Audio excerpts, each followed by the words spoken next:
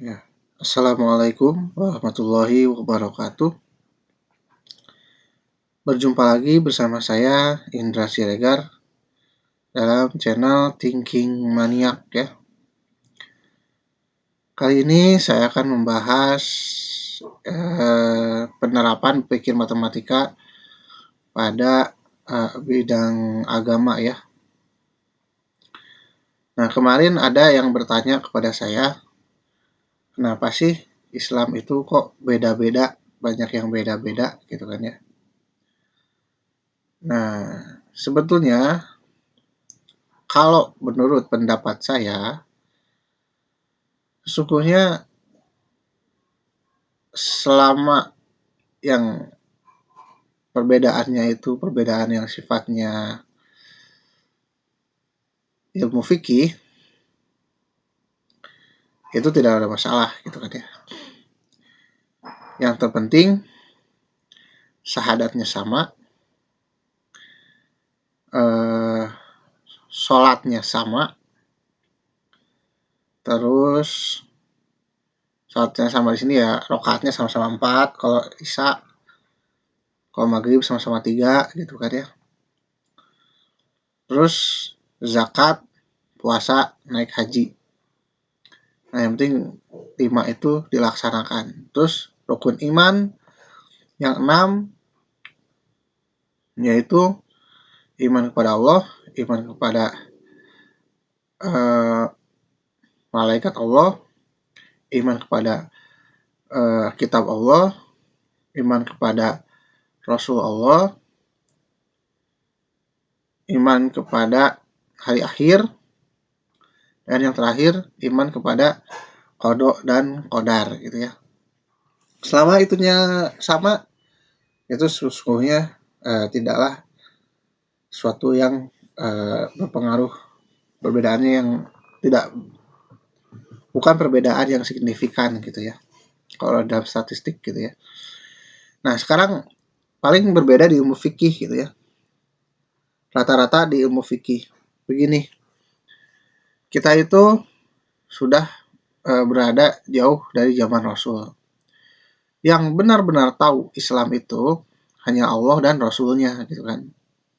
Maka kita hanya bisa melaksanakan ibadah sholat berdasarkan hadis-hadis yang kita terima gitu kan, hadis-hadis sahih yang kita terima, baik itu sahih, hasan, atau dhaif gitu ya.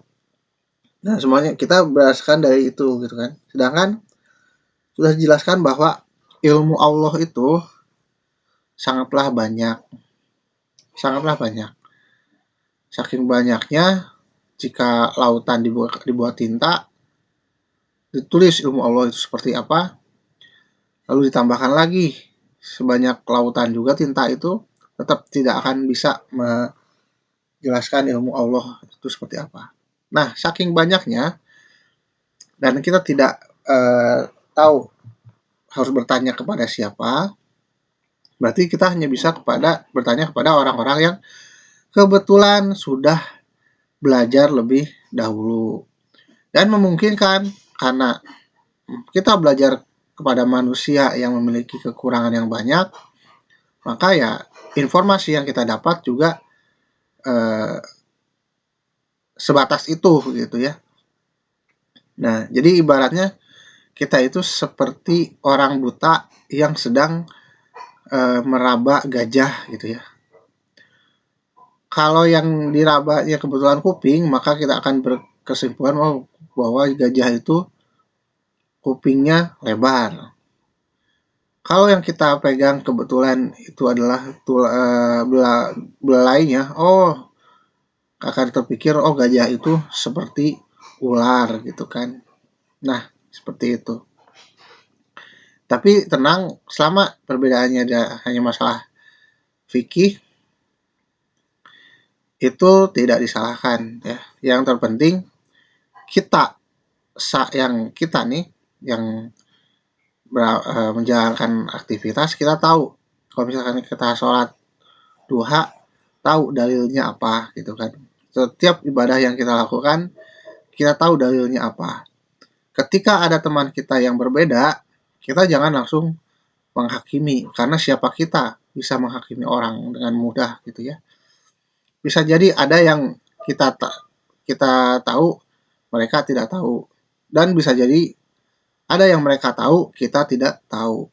Justru di situ saat ketika ada perbedaan, kita bisa saling berbagi, eh, dalil dia apa, dalil kita apa gitu kan. Dan ternyata kalau misalkan ternyata sama-sama dalilnya menuju ke Al-Quran dan hadis, ya sudah gitu kan. Kita berpatokan ke masing-masing tapi tetap saling menghormati begitu. Ya. Jadi perbedaan dalam Islam itu bukanlah suatu hal yang eh, yang harus dihebohkan gitu ya.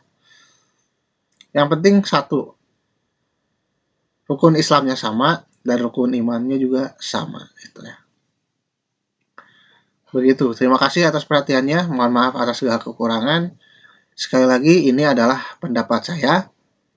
Anda tidak punya kewajiban untuk setuju dengan pendapat saya. Anda punya hak untuk tidak setuju dengan pendapat saya. Ya, akhir kalam. Assalamualaikum warahmatullahi wabarakatuh.